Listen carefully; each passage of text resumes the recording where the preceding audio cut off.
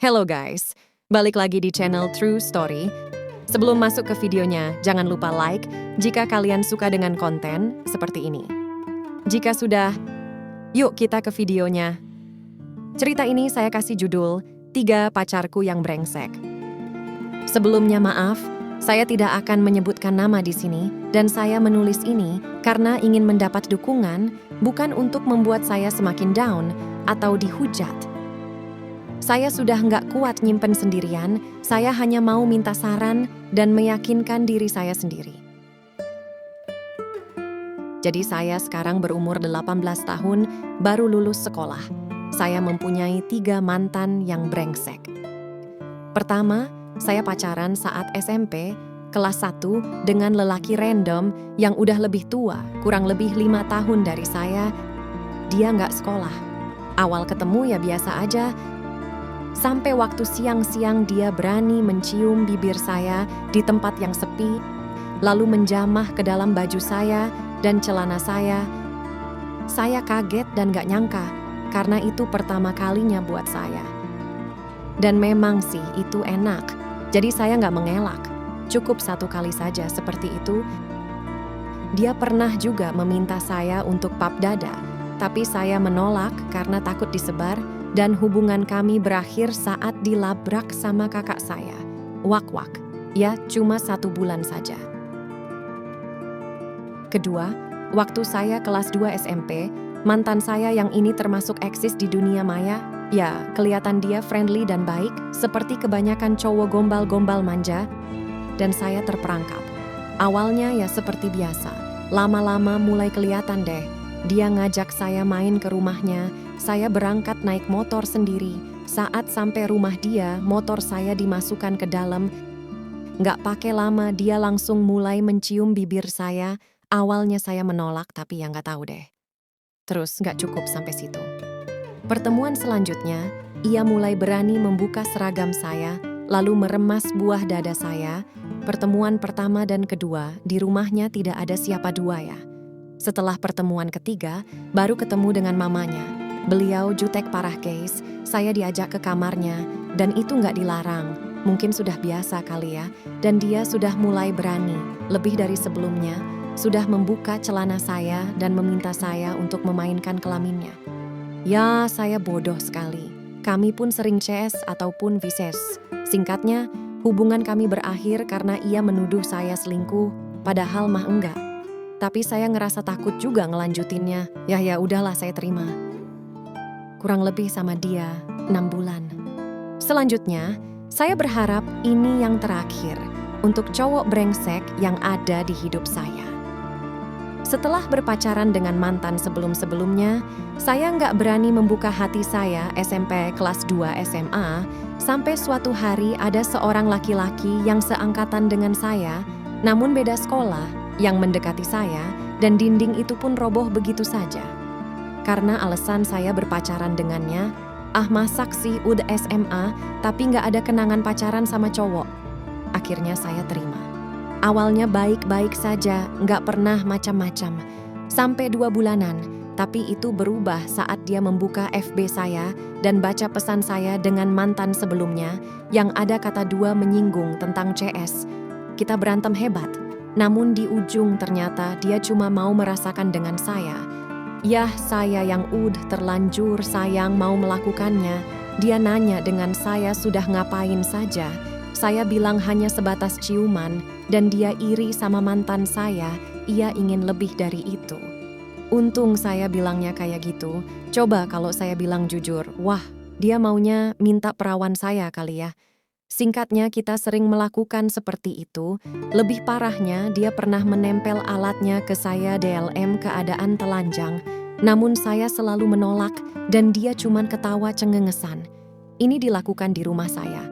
Jadi mama sama papa itu sering pulkam untuk urusan pekerjaan dan saya nggak mau ikut karena alasan sekolah. Padahal saya sengaja biar dia bisa ke rumah dan menginap di rumah saya.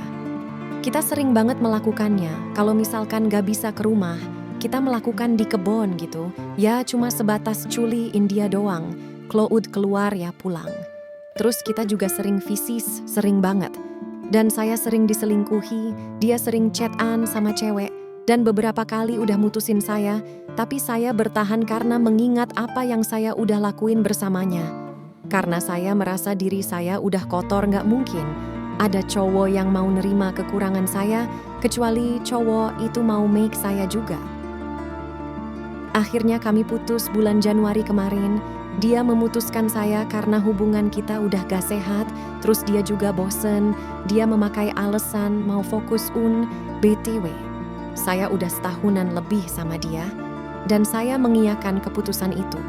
Karena mungkin ini jalannya saya bisa lepas dari dia, saya selalu berdoa sama Allah untuk dijauhin dengannya sebelum terjadi hal-hal yang lebih serius. Dan mungkin ini cara terakhir dari Allah. Kalau saya masih ngotot mempertahankan, mungkin Allah gak mau bantu saya lagi. Dan kami putus, tapi tidak berhenti sampai situ lagi saja. Saya belum move on. Saya masih mau chat-an seperti biasanya dan menagih janji manisnya. Bucin banget kan? Karena saya merasa udah dirusak olehnya. Jadi saya mau minta tanggung jawab. Setiap dia mulai menjauhi saya selalu mengancamnya. Mengancam memberitahu keluarganya Claudia udah ngerusak saya dan mantan-mantannya.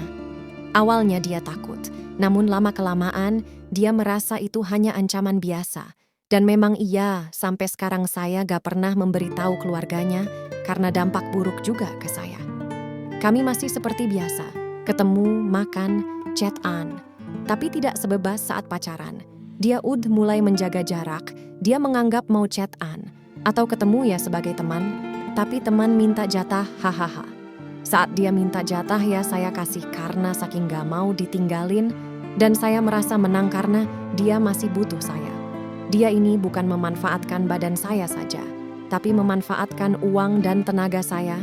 Setiap jalan saya yang harus membayar, setiap dia ada tugas, ya saya diminta untuk kerjain. Padahal tugas saya sendiri gak keurus. Pada bulan Maret awal saya mulai sadar, saya cuma dimanfaatin dalam segala hal, tanpa bayaran kembali misalnya, kasih sayang. Ya cewek mah dikasih sayang juga udah seneng, tapi dia mah masih nganggep saya teman. Bahkan saya udah ajak balikan dia gak mau, jadi ya saya kurang lebih seperti babunya. Karena dia sering BGT minta saya kerjain tugasnya, dan itu banyak, dan hanya dihubungi, dimanja. Di saat dia butuh dalam hal tugas maupun pengen kuli. Saya jadi risih, dia tidak menganggap saya, tapi dia mau segalanya, brengsek banget kan. Awalnya saya mulai cerita ke sahabat-sahabat saya, dan mereka mendukung saya 100% untuk lepas dengannya. Oh iya sahabat saya, gak tahu ya aib ini. Saya semakin yakin dan mulai mempersibuk diri, biar bisa melupakannya.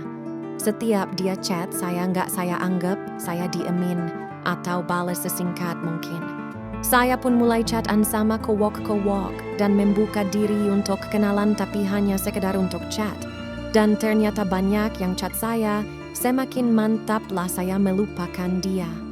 Setelah saya sudah lupa dengannya, pada tanggal 8 April kemarin pengumuman SNMPTN dan alhamdulillahnya, Allah sangat baik kepada saya, memberi rezeki tanpa melihat perbuatan hina yang sudah saya lakukan. Dia mengucapkan selamat dan memberi hadiah berupa ucapan. Ya saya anggap itu terakhir kita chat, karena setelah itu saya gak mau berhubungan lagi. Dan dia masih visi-visi saya gak jelas. Dan visi itu hanya untuk menemani dia yang sedang ingin melampiaskan nafsunya, haha. Akhirnya saya temani. Dan saya tekankan ke dia, saya, ini terakhir kali dan jangan telepon-telepon gua lagi. Dia, ya enggak lah. Ini gak terakhir, sambil cengengesan. Saya udah enek banget ngeliatnya, lihat kan bahasanya. Berarti dia masih mau manfaatin saya, tanpa melihat kesalahan yang udah dia lakuin. Setelah semuanya selesai, saya mulai memblok waknya, karena dia ganggu banget suka ngevisi terus. Dan dia menghubungi lewat DM lalu saya blok. Seminggu kemudian dia mendatangi saya bilang menyesal telah melakukan semuanya. Dan memohon balikan kepada saya, dia berjanji, gak akan selingkuh, gak akan nyakitin saya lagi. Saya percaya? Oh tidak, saya sudah capek-capek melupakannya. Dan itu tidak menggoyahkan saya sedikit pun.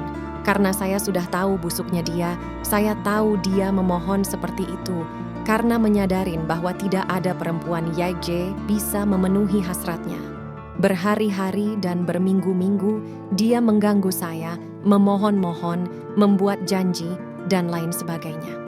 Semua kata dua udah saya keluarkan, tapi dia sangat tidak menyadari kesalahan apa yang udah dia perbuat. Dia yang membuat saya begini, tapi dia juga yang mau saya kembali seperti semula, gak punya otak emang. Tapi dibalik dia ngejar saya, dia juga sempet-sempetnya chat-chatin teman-teman sekelas saya, hahaha, meminta dicarikan cewek dengan teman-temannya, banyak yang ngadu ke saya wak-wak. Tapi sok polos banget di depan saya, kayak saya tuh satu-satunya padahal mataik. Semua kata-kata kasar sudah saya lontarkan. Mau ngapain lagi? Mau manfaatin gua lagi? Cukup, sekarang banyak cowok yang mau sama gua. Bukan lu doang. Lu butuh uang gua ya? Mending lu belajar sono sesuai alasan lu mutusin gua. Gak ada cewek lagi yang mau sama lu? Gak punya otak lu. Gak akan gua mau balikan sama lu. Udah gua tekenin beribu kali, sekalinya gua lupa, jangan harap balikan sama gua. Tapi dia masih mengeluarkan kata-kata manisnya, bilang dia nggak akan ngelakuin hal-hal yang buruk ke saya. Tapi saya tentu tidak percaya, omongan itu hanya palsu belaka. Terakhir dia chat saya 2 hari yang lalu, dia TBTB sok romantis, padahal pas pacaran gak pernah haha. Dia nanya mau buka puasa pakai apa, saya jawab, gak usah. Emak gua masih mampu beli apa yang gua mau. TBTB dia bilang, ada makanan di sangkutan motor saya. Pas saya lihat terdapat makanan kesukaan saya semua dan saya jijik gak nafsu makannya. Saya ngadu ke mama saya. Oh iya, saya gak boleh pacaran sebenarnya. Saya bilangnya dia ngejar-ngejar saya. Terus mama saya takut makanannya dipelet, dia nyuruh ngasih ke tetangga. Ya udah saya bilang ke dia, gak usah buang-buang duit. Lu mau buang duit sampai berapapun juga gak bakal mempan ke gua. Kecuali lu bisa ngasih gua rumah gede, mobil bagus. Sama uang banyak, kalau kayak gini mah gua beli sendiri juga bisa. Oh iya, makanan lu gak gua makan, gua kasih tetangga. Kata emak takut, dipelet haha. Dan alhamdulillah, itu kata-kata terakhir saya ke dia. Dia memblok IG saya tanpa membalasnya. Mungkin dia nyesek kali ya wak-wak. Tapi bodo amat, uang yang dia buang gak seberapa sama uang yang saya keluarkan saat pacaran. Sekarang saya kenal beberapa cowok, tapi saya tidak niat pacaran. Dan ya saya sudah hafal sikap rata-rata cowok, jadinya gak ngaruh. Beberapa cowok yang saya tolak, ada juga WG terang-terangan ngajak saya. Haha gila, emang zaman sekarang ya. Jadi di sini saya punya pikiran bahwa cowok sama saja. Saya jadi takut menikah ketika membaca curhatan teman-teman di sini. Saya takut mengenal cowok, saya takut perawan, saya hilang saat kuliah nanti. Saya takut salah memilih pasangan untuk menikah. Saya takut setelah ini saya mendapatkan cowok yang sama seperti masa lalu atau lebih parah. Ya Allah, takut banget. Tapi alhamdulillah, perawan saya belum hilang karena saya masih sadar saat melakukan hal dua itu. Saya masih memikirkan masa depan dan keluarga saya.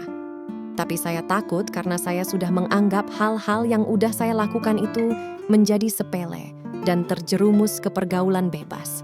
Apalagi nanti saya merantau, takut sekali. Tapi di lain sisi, saya mengharapkan mendapat cowok baik-baik yang menjaga saya tanpa menyentuh sedikit pun. Tapi kayaknya gak mungkin untuk di zaman SKNRK ini. Dan saya takut jodoh adalah cerminan diri saya. Saya sudah dicoba 3 cowok. Saya sudah kotor. Apakah ada cowok yang mau nerima kekurangan saya? Tanpa harus meminta melakukan hal itu juga? Atau malah minta lebih? Takut. Tolong untuk semuanya kasih masukan ke saya. Saya tidak ingin menghancurkan masa depan saya. Sudah cukup SMP, kemarin diri saya kotor. Saya ingin tobat. Saya gak mau melakukan lagi, tolong. Bagaimana caranya? Karena saya takut tergoda lagi. Di pikiran saya sekarang, saya ingin menunggu cowok yang serius sama saya tanpa harus pacaran, namun itu mustahil sekali, Hem. Bingung saya juga. Makasih ya teman dua yang udah baca dan dukung. Semoga dengan ceritanya saya di sini saya bisa mengubah diri saya lebih baik dan melepas beban aib yang udah saya gak kuat. Simpannya karena saya butuh motivasi untuk melanjutkan hidup.